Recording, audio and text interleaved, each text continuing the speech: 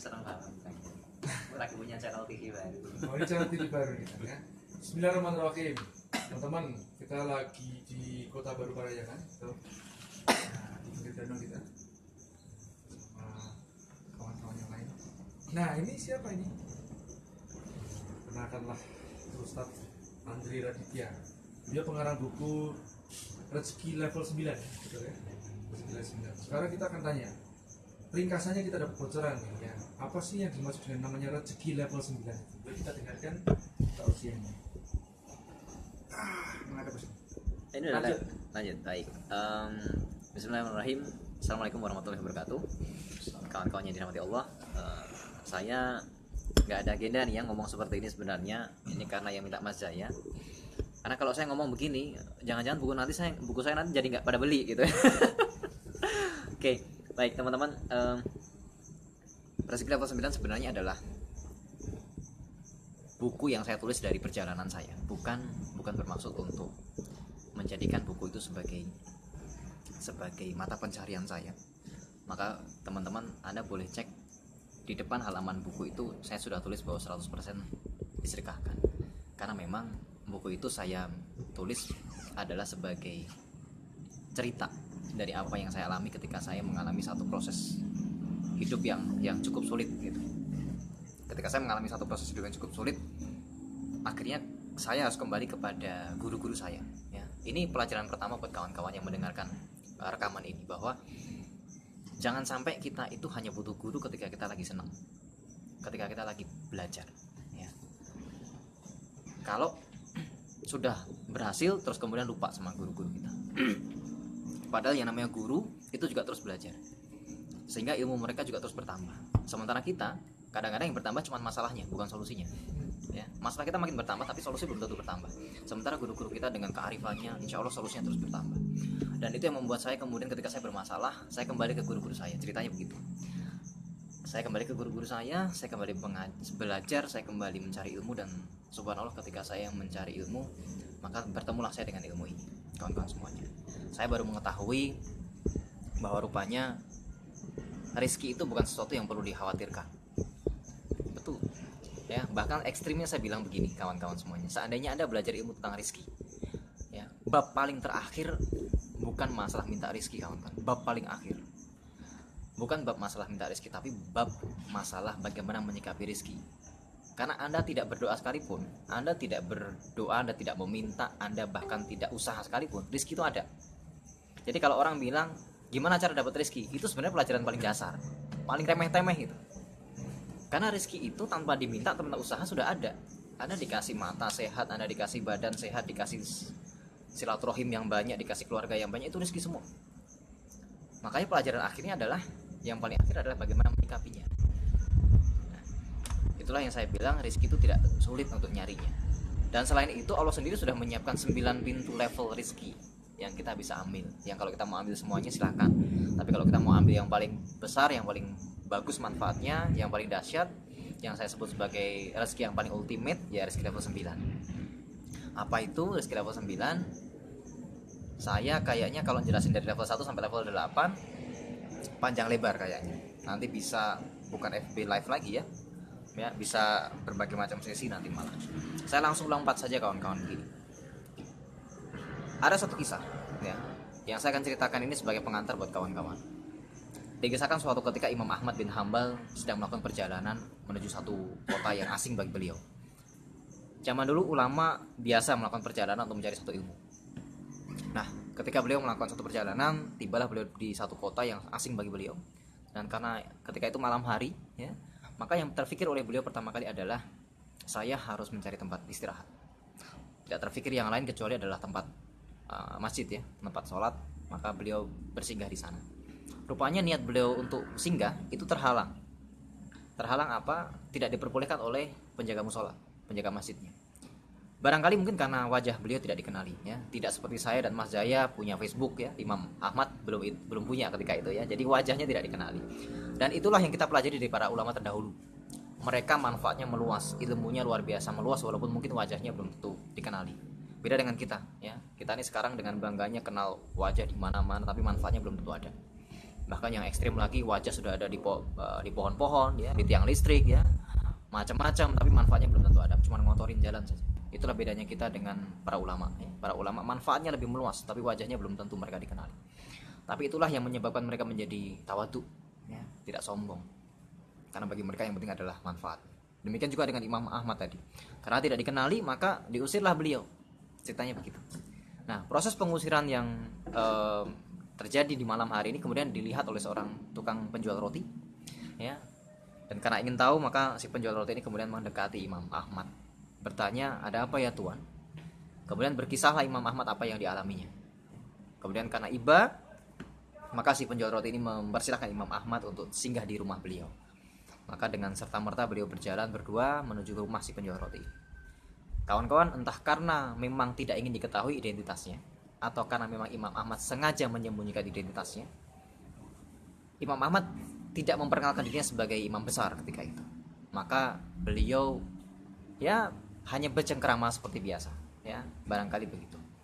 Setelah ngobrol sana sini barangkali sudah waktu yang istirahat, dipersilakan Imam Ahmad untuk istirahat. Sementara si penjual roti ini melanjutkan aktivitas. Ada yang menarik ketika si penjual roti ini melanjutkan aktivitasnya, kawan-kawan semuanya. Imam Ahmad samar-samar mendengar dari mulai beliau mengadon adonan roti, memasak, menggoreng dan seterusnya. Tidak pernah berhenti dari mulut si penjual roti ini berzikir kepada Allah. Ini yang menyebabkan Imam Ahmad takjub. Zikir apa yang beliau ucapkan ya? Ternyata zikirnya adalah astaghfirullahalazim wa atubu ilaih ya.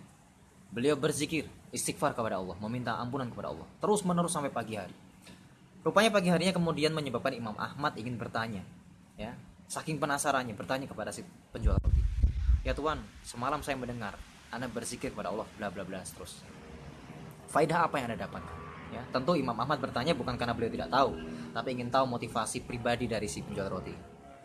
Kemudian dikisahkanlah bahwa ya betul tuan, saya melakukan zikir istighfar ini sejak lama, sejak muda. Dan sejak saat saya melakukan istighfar setiap hari, tidak ada satupun keinginan saya yang ditolak oleh Allah.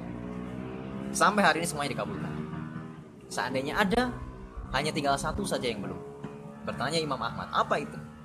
Saya ingin bertemu dengan Imam Ahmad bin Hanbal ya. Kemudian Imam Ahmad mendengar jawaban ini tersenyum beliau. Oh pantas, tadi malam saya diusir dari masjid. Rupanya istighfar mula yang menyebabkan saya harus kemudian berkenalan dengan penjual roti. Maka Imam Ahmad kemudian menjawab, sayalah Imam Ahmad bin Hanbal. Sesungguhnya istighfar mula yang mengantarkan saya berjalan sejauh ini menuju kota Anda, karena Allah ingin mempertemukan saya dengan Anda. Kawan-kawan semuanya, itulah istighfar, itulah kekuatan istighfar. Tidak ada satupun permintaan di muka bumi ini yang tidak akan Allah kabulkan seorang apabila seorang hamba beristighfar kepadanya. Itulah rahasia rezeki level 9. Rahasia rezeki yang didapatkan oleh orang-orang yang tidak bermaksiat kepada Allah. Rahasia orang-orang yang dia tidak punya dosa karena dosanya diampuni oleh Allah ya. Adalah orang-orang yang menyadari bahwa dirinya penuh dengan salah. Dia tidak menghabiskan waktunya untuk banyak minta, tapi menghabiskan waktunya untuk banyak bertobat. Karena dia tahu bahwa satu-satunya yang menghalangi rezekinya adalah dosanya. Rasulullah SAW berkata bahwa apabila ada satu hal yang menghalangi rezekinya seorang manusia, maka itu adalah dosanya ya. Maka saya, Anda, kita semuanya barangkali yang hari ini mengharapkan adanya pertolongan dari Allah yang luar biasa, maka jangan mencari solusi yang lain kecuali Anda duduk bertobat kepada Allah Subhanahu wa taala. Kita belajar dari masa kecil kita ketika itu. Ketika lebaran tiba, kita seringkali berkeliling ke kampung, minta maaf ke tetangga, saudara, kerabat dan lain sebagainya. Pulang dari minta maaf, apa yang terjadi? Diamplopin kita, dikasih angpau, dikasih duit. Itu baru minta maaf sama manusia, kawan-kawan. Bayangkan kalau kita setiap hari bertobat kepada Allah, bukan cuma duit yang akan Allah kasih, tapi rahmatnya, berkahnya, ridhonya. Maka tidak salah kalau Ibnu Qayyim kemudian berkata, seandainya waktumu sangat pendek dan permintaanmu sangat banyak, maka habiskan seluruh doamu dengan beristighfar kepada Allah ya. Karena itu memang adalah sebuah rahasia yang terbesar. Bahkan kalau saya mau tarik ke belakang jauh, seandainya teman-teman belajar sejarah, sebelum sholat itu diterima, sebelum kurban diterima, ada satu amalan yang dilakukan oleh seorang nabi, yang ini adalah amalan pertama kali yang dilakukan di muka bumi. Siapa yang melakukan? Nabi Adam alaihissalam. Apa yang dilakukan? ketika beliau diusir dari surga, beliau merasa berdosa luar biasa, bahkan diriwayatkan dalam beberapa riwayat 600 tahun beliau harus meminta maaf kepada Allah Subhanahu wa taala. 600 tahun beliau beristighfar terus-terusan, ya sampai Allah kemudian abadikan menjadi Rabbana zalamna anfusana wa lam taghfir lana wa tarhamna lanakunanna minal khasirin. Ya, Anda bisa baca itu doa Nabi Adam, doa beristighfar meminta ampun kepada Allah. Itu saja yang terus dilakukan oleh Nabi Adam. Sampai akhirnya apa? Allah mengampuni dosanya. Ya. Jadi istighfar adalah amalan pertama yang barangkali dilakukan oleh seorang manusia di muka bumi ini. Dan itulah yang kemudian menyebabkan Nabi Adam dari seorang yang berdosa, yang terusir, kemudian diangkat menjadi khalifah di muka bumi. Lihat, orang yang rendah kemudian menjadi pemimpin hanya gara-gara dia bertobat kepada Allah. Yang lain, kisah yang lain, Nabi Yunus alaihissalam, seorang nabi yang kabur dari tanggung jawabnya. Dikisahkan begitu. Ketika kabur dari tanggung jawabnya, Allah memberikan pelajaran. Apa pelajarannya? Ya, pelajarannya dibuang dari tempat kapalnya, dari kapal yang akan beliau gunakan untuk menyeberang. Ya. Ketika sudah dibuang, apa yang terjadi? Dimakan ikan. Dimakan ikan. Oleh para ulama, peristiwa ini dimaknai sebagai gelap, segelap-gelapnya gelap. Karena Nabi Yunus mengalami 3 kegelapan. Gelap di malam hari, gelap di dalam lautan, dan gelapnya di dalam perut ikan. Ini segelap-gelapnya gelap. Kita manusia juga punya keadaan gelap segelap-gelapnya gelap. Apa contohnya gelap segelap-gelapnya gelap? Misalnya, teman-teman punya hutang. Besok harus bayar. Dan ketika besok harus bayar, di dalam pikiran tidak ada sama sekali siapa yang bisa dipinjemin. Dan kalaupun ada yang dipikirkan, ternyata orang itu tidak mau minjemin, bahkan tidak mau ngangkat telepon, tidak bisa ngasih solusi, kita tidak bisa ngerti solusi dari sudut mana, maka itu gelap segelap-gelapnya gelap. Beda dengan kalau teman-teman punya hutang, tapi masih ada siapa yang dipikirin, kemudian ketika orangnya ditelepon, orangnya masih bisa minjemin, masih ada saudara yang mau bantuin. Itu masalah tapi masih terang. Anda punya anak, anaknya bandel, dikasih nasihat, masih mau dengerin, masih mau nunduk, ya, tanpa membantah sepatah kata pun, maka masalah itu masih terang. Tapi kalau Anda punya anak, dikasih tahu malah kurang ajar, ya, malah melawan, maka itu jadi gelap, kawan-kawan semuanya. Anda punya istri, dikasih tahu, dikasih nasihat, masih mau bersabar, masih mau mendengarkan nasihat Anda sebagai suami, maka walaupun keluarga itu bermasalah, keluarga itu cekcok, maka masalahnya masih masalah terang, ya, karena istrinya masih mau mendengarkan suami.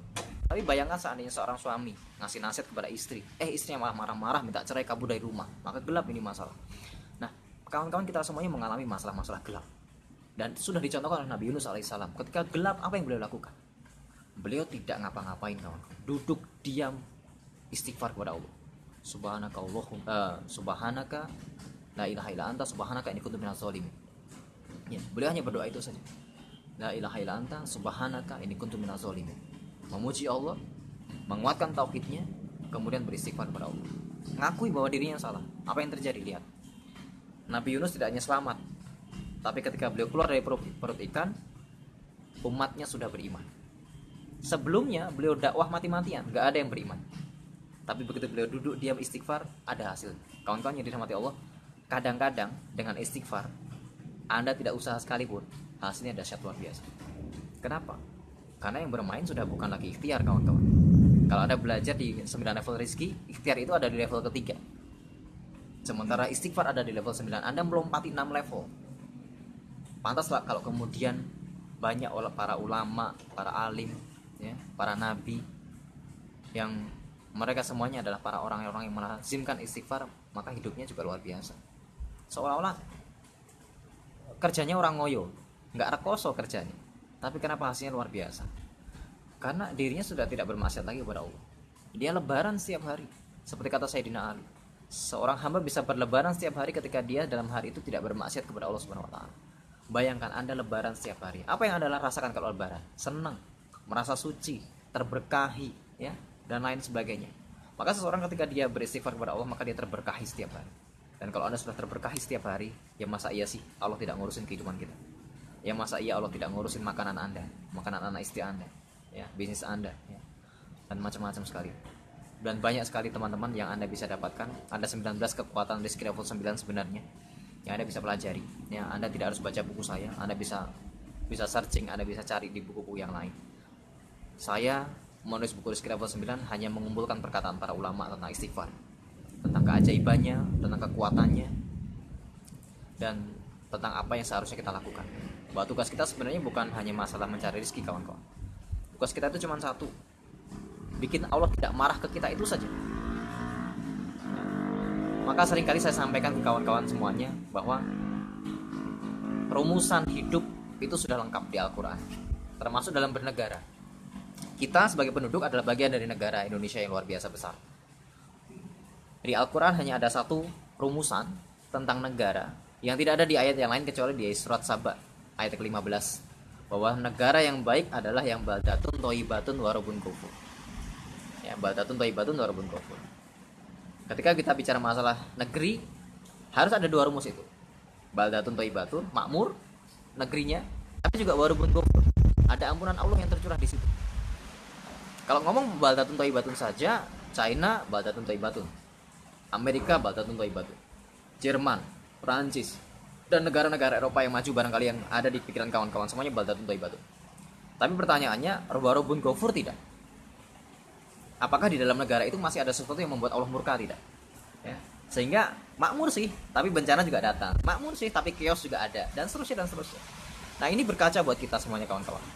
Kita hidup juga begitu. Jangan sampai kita cuma baldatun thayyibatun saja tapi tidak warabun ghafur. Jangan sampai kita cuma rizkinya saja banyak, tapi kemudian Allah murka setiap hari di situ. Maka seolah-olah kita pengen menunjukkan bahwa ya kita bisa dapat duit gitu. Tapi masalah berkah, ya. Siapa yang saya sering kali nanya begini, siapa yang pernah beli makanan gitu? Begitu di jalan pengen beli ini itu dan seterusnya, begitu pulang sampai rumah nggak jadi dimakan. Anda beli DVD, begitu sampai rumah sampai hari ini masih dibungkus rapi, belum dibuka, nggak jadi ditonton. Beli buku juga demikian, beli pakaian demikian dan seterusnya. Artinya apa? Masalah beli, masalah pakai rezeki itu gampang. Tinggal pertanyaan sekarang adalah, apakah Allah mengizinkan kita memakai rezeki itu atau tidak? Ya. Apakah Allah kemudian mengizinkan kita merasakan keberkahan rezeki itu atau tidak? Banyak orang punya rumah besar tapi tidak memakai. Kenapa? Karena seolah-olah sebenarnya Allah tidak mengizinkan dia memakai. Berarti ada yang salah. Maka seringkali saya bilang di kesempatan yang lain, tidak ada begal yang salah kawan-kawan. Tidak ada rumah yang salah kalau dicuri orang, nggak ada. Yang ada adalah rumah yang bermasalah mengundang pencuri yang juga bermasalah. Motor yang bermasalah mengundang begal yang bermasalah. Jadi masalah, sama-sama masalah ketemu. Pasti adalah dosa kita yang mengundang mereka. Apabila ada orang yang jahat ke kita, ada orang yang menipu kita, ada masalah, ada musibah, maka sebenarnya dosa itulah yang menarik mereka datang ke tempat kita. Kita belajar dari salah seorang imam besar, Imam Ibnu Sirin, yang kita kenal sebagai ulama hadis terkemuka. Beliau adalah salah satu ulama yang kaya raya, kekayaannya berupa 600 birmil madu. Ya, birmil itu adalah tong-tong yang besar yang biasa dipakai buat nyimpan bir, kalau Anda lihat film-film dan seterusnya. Besar sekali, bahkan gudangnya sampai luar biasa. Beliau punya 600 birmil madu. Zaman dulu punya madu itu kayaknya luar biasa. Ya, karena penyulingan minyak belum ada. Ya, minyak belum menjadi kekayaan. Madu menjadi kekayaan ketika itu. Suatu ketika beliau kena musibah. Apa musibahnya? Ada bangkai tikus di dalam salah satu birmil. Kemudian serta-merta ada seorang karyawan yang melihat, ya, karyawan beliau yang melihat, karena takut barangkali langsung diambil itu bangkainya dan langsung lapor, lari kepada sang imam. Lapor, "Ya Syekh, ada musibah." Apa musibahnya? Ada bangkai tikus di dalam salah satu tong penyimpanan madu kita. Nah, langsung gegap gempita mereka langsung lari gitu ya, menuju ke gudang dan bertanya sang imam, "Di tong yang mana?" Masya Allah, saya lupa saya. Ya, mungkin barangkali karena saking takutnya, saking gugupnya sampai tidak menandai tong yang mana tadi. Nah, teman-teman semuanya, ketika sang Imam Ibnu Sirin mendengar ini, maka beliau langsung mengatakan sesungguhnya seluruh benda cair ini sekarang hukumnya menjadi subhat. Ya, ulama zaman dulu kawan-kawan, jangankan yang haram, yang subhat saja dihindari. Maka perintah beliau ketika itu adalah tumpahkan seluruhnya. Kaget karyawannya, "Ya Allah Syekh, kenapa engkau tumpahkan seluruh kekayaanmu?" Pertanyaannya. Dan beda dengan saya dan Anda kawan-kawan. Kita kalau lagi bermasalah, yang kepikiran di otak kita ini gara-gara si itu tuh. Ini gara-gara si dia nih. Nama yang akan muncul. Ya, nama orang lain yang akan muncul ketika kita bermasalah. Tapi Ibnu Sirin tidak. Beliau ketika ditanya, "Ya Syekh, kenapa engkau buang seluruh kekayaanmu?" Jawaban beliau adalah, "Sesungguhnya hari ini sudah aku tunggu. Karena hari ini aku tunggu Hari ini terjadi, musibah hari ini terjadi lantaran dosa saya 40 tahun yang lalu. Jadi beliau ternyata saban harinya menunggu dosa beliau kembali menghampiri beliau. Bertanya lagi karyawannya, dosa yang mana, Syekh? Sesungguhnya pernah suatu ketika di 40 tahun yang lalu saya menghadik seseorang dengan sebutan ya fakir. Ya mungkin orang itu sakit hati dan kemudian inilah balasan dari saya.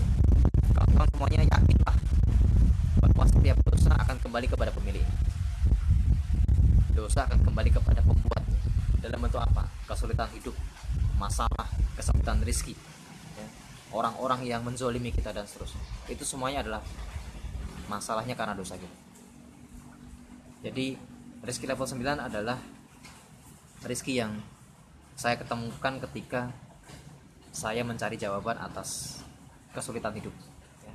Saya sama seperti kawan-kawan semuanya, gak selalu di atas, kadang ada di bawah, dan bahkan pernah di bawah sekali. Ya. Dan ketika saya di bawah sekali, maka guru saya yang menasihatkan perbanyak istighfar dan salat taubat. Itu saja yang saya alami. Dan betul kawan-kawan, begitu saya melakukan itu, 1,5 tahun saya menjalankan praktek rezeki level 9 ini. Apa yang saya dapatkan mengalahkan 6 tahun pendapatan saya sebelum. Dan ini saya bagikan kawan-kawan, ya. Bahkan sebelum buku ini saya tulis, saya membuat grup, ada 16 grup dengan total member 300-an orang ketika itu. Saya bagi buku ini sebelum terbit naskahnya. Saya minta mereka untuk praktek. Dan subhanallah, semuanya mendapatkan hasil yang sama, ya.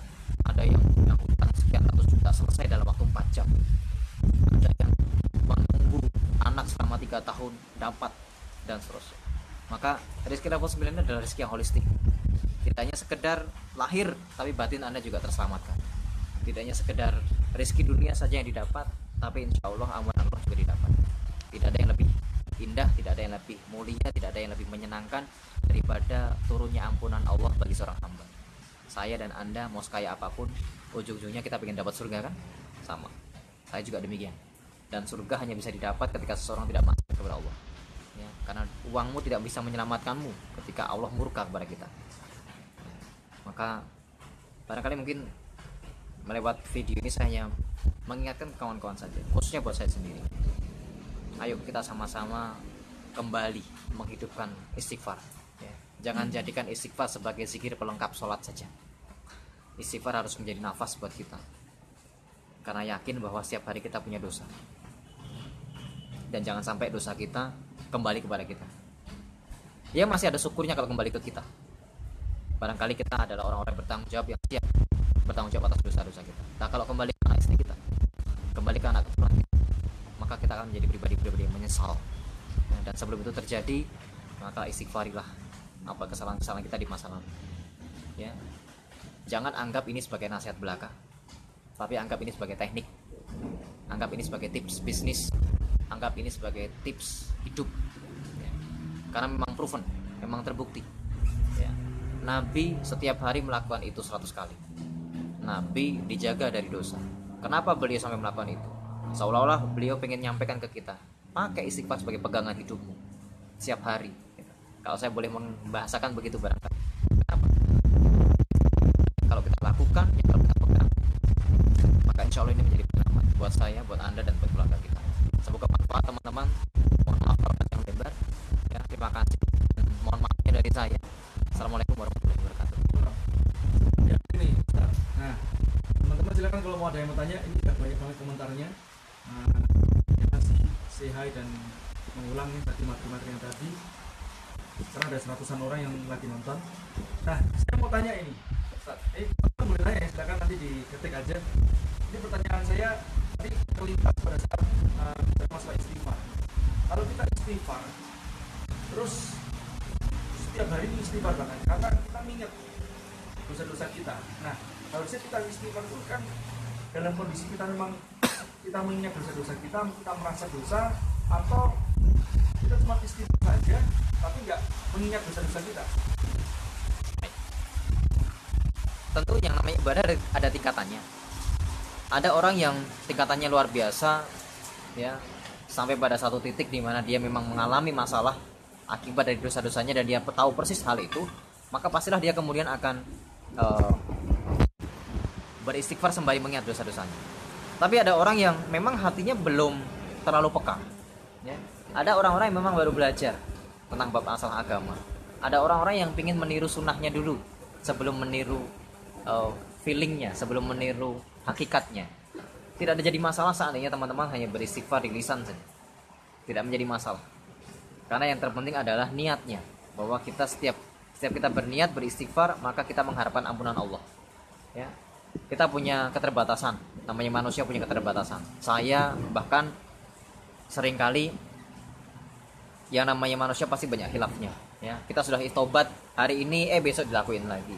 Kita sudah istighfar hari ini, besok dilakuin lagi. Akhirnya apa? Ya yang penting saya memaksa diri saya untuk istighfar terus. Kenapa? Buat saya tidak masalah apakah istighfar itu diterima atau tidak. Bagi saya bukan masalah apakah istighfar itu tulus atau tidak, tetapi bagi saya adalah saya melakukan kewajiban saya sebagai hamba yang terus beristighfar kepada Allah, minta ampun kepada Allah. Nanti lama-lama insya Allah hatinya juga akan hidup, ya. Karena salah satu faedah zikir adalah menghidupkan hati, ya. Bisa jadi selama ini kita belum ingat dosa-dosa kita karena zikir kita juga masih kurang, gitu loh. Nah nanti begitu terusan teman-teman mulai zikir terus, istighfar perbanyak, kan hatinya mulai hidup tuh. Hatinya mulai peka, hatinya mulai ngerti bahwa oh ternyata memang istighfar itu bukan hanya sekedar kewajiban tapi kebutuhan. Begitu. Ini tanya lagi, Tat. Setiap hari kok kalau kita merasa kayak rendah diri gitu ya. Kayak pertama pasti di hadapan Allah gitu kan. Misalnya gitu, wah ya hari ini kok aku tidak manfaatin waktu semaksimal mungkin. Wah ya kok aku kok sholatnya kok hari ini kok telat. Wah aku ya hari ini kok aku nggak ada baca buku agama, kok nggak ngaji dan seterusnya. Nah perasaan-perasaan seperti itu terus kita membuat kita istighfar. Itu perasaan yang gimana itu? Termasuk yang tadi yang level 9 atau itu kan memang merontokkan dosa-dosa kita aja gitu? Ya. Yang penting gini, kawan-kawan. Ketika kita menyadari bahwa kita punya salah, istighfar itu sebenarnya adalah sudah sah, ya. Urusannya sudah sah. Sama seperti gini.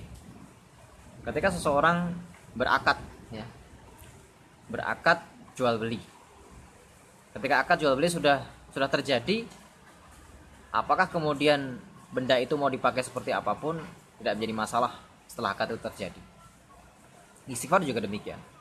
Setelah Anda mengucapkan istighfar kepada Allah, minta ampun kepada Allah Subhanahu wa taala, tidak menjadi soal apakah kemudian kita hanya sekedar menjadikan istighfar sebagai kelaziman saja atau memang menjadi penyesalan yang sungguh-sungguh. Buat saya yang penting adalah melazimkannya dulu, ya. Yang penting kita lazim istighfar saja. Masih lebih bagus daripada ngomong ngumpat gitu, ya. Ada salah istighfar aja, Masalah levelnya kembali lagi Mas Jai, bahwa masing-masing orang punya kepekaan yang berbeda, ya. Nah bicara masalah kepekaan hati, tentu kan juga disebabkan juga faktor-faktor yang banyak. Salah satunya adalah mungkin spiritual journey-nya, perjalanan spiritual. Tidak semua orang mengalami perjalanan spiritual yang cepat, ya. Ada proses yang begitu lama, ya. Kita semuanya punya pemahaman sampai di titik ini juga bukan karena kebetulan semata, pasti karena ada sebab musababnya, ya. Seperti tadi saya bilang bahwa saya pun kembali mempelajari tentang hakikat rizki level 9 ini setelah saya dibuat punya masalah besar, ya. Seandainya Allah tidak membuat saya punya masalah besar, belum tentu, ya, belum tentu kawan-kawan. Jadi tapi bukan berarti terus kita nungguin masalah juga, jangan gitu. Hikmahnya saya bercerita seperti ini kepada Anda adalah supaya teman-teman tidak mengalami sebelum terjadi gitu. Jadi kawan-kawan bisa paling tidak membiasakan dulu lah. Sampai suatu ketika seandainya kawan-kawan membutuhkan, ya, maka istighfar itu sudah menjadi senjata. Ibarat sekarang ini nyimpan peluru, ya, suatu ketika dipakai sudah ada stoknya, sudah ada senjatanya. Barangkali saya sih begitu, ya, tidak masalah, silahkan saja. Terima kasih teman-teman yang udah nonton semuanya. Ini banyak banget nih, ya saya sebut satu persatu ya.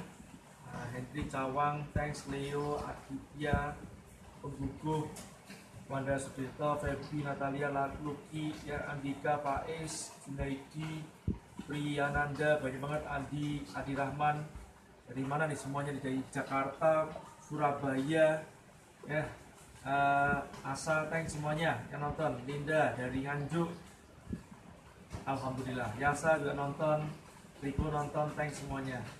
Oke, karena sudah hampir adzan nih ya, tapi ada satu pertanyaan saja yang saya tanyakan. Bagaimana cara menghidupkan hati? Nah itu dari Aditya Kurniawan Santosa.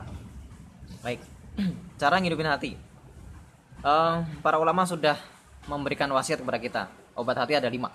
Ya, pertama baca Quran, kemudian yang kedua sholat malam, yang ketiga adalah kumpul dengan orang soleh, rajin puasa, zikir. Dari sekian banyak, saya merekomendasikan satu, kawan-kawan. Seandainya teman-teman berat, waduh mas itu berat. Ya, sholat malam ngantuk, capek. Ya, baca Quran, saya masih terbata-bata baca Quran. Puasa, saya laparan orangnya. Di zikir malam, aduh nggak kuat duduk, ya, dan lain sebagainya. Maka tinggal satu yang saya sarankan untuk teman-teman upayakan, dan ini nggak boleh tidak, kumpul dengan orang soleh. Itu yang paling gampang. Nah ketebak ya? Ya. Kirain zikir. Kumpul dengan orang soleh itu yang paling mudah, kawan-kawan, dan harus diupayakan. Orang akan berubah dengan siapa dia bergaul. Dan itu kumpulnya secara fisik atau secara virtual? Fisik lah. Ya paling tidak sekarang virtual. Anda mulai follow orang-orang yang baik, insya Allah juga pasti akan mulai mendapatkan input yang positif kan. Itu sosial media. Apalagi kalau Anda sudah bisa ketemu, ya, aura itu tidak bisa tergantikan, kawan-kawan. Ya, ngaji dengkul ketemu dengkul kalau dalam bahasa saya itu tidak bisa tergantikan. Anda tahu kenapa para ulama, para alim zaman dulu selalu mengajarkan murid-muridnya dekat, jarak dekat. Kenapa? Karena supaya mereka merasakan getaran hati, supaya mereka merasakan frekuensi suaranya, ya. Dan itu tidak tergantikan. Kedekatan tidak tergantikan oleh apapun. Dan ketika Anda kumpul dengan orang soleh, minimal Anda malu apabila melakukan kesalahan, minimal sekali. Dan malu adalah salah satu bentuk iman, ya. Kita mau nggak sholat, ketika teman soleh ngajakin, kita malu. Kita mau makan misalnya, ada teman yang puasa, kita pasti selalu bilang, maaf ya, saya makan. Artinya apa? Dengan berkumpul dengan orang soleh, kita menjadi lebih malu terhadap hal yang salah, ya. Nah itulah cara menghidupkan hati. Kalau hati sudah mulai malu dengan yang salah, insya Allah hatinya mulai benar, ya. Tapi kalau hati sudah tidak lagi malu sama yang salah, berarti hatinya kan sudah mati, ya. Kenapa hati bisa mati? Ya tidak ada yang mengingatkan. Dan salah satu cara mengingatkan yang paling baik adalah sering kumpul dengan orang yang soleh. Ya insya Allah Mas Jaya Setiabudi juga orang yang soleh, ya teman-teman. Terus kumpul dengan beliau, silahkan dengan kawan-kawan yang lain juga, ya. Saya doakan juga bisnis membesar, ya, jadi manfaat buat Indonesia, buat masyarakat luas, dan lewat inilah juga menjadi majelis ilmu buat kawan-kawan semuanya, insya Allah dunia akhirat.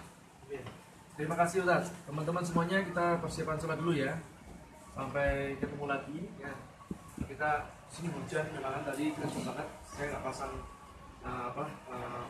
filternya, jadi untuk filter anginnya sekarang udah dipasang. Mudah-mudahan bermanfaat. Silakan tadi yang nonton di internet silakan ditonton ulang ya. Dari Melbourne juga nonton juga nih. Wah, alhamdulillah. Terima kasih. Wassalamualaikum warahmatullahi wabarakatuh.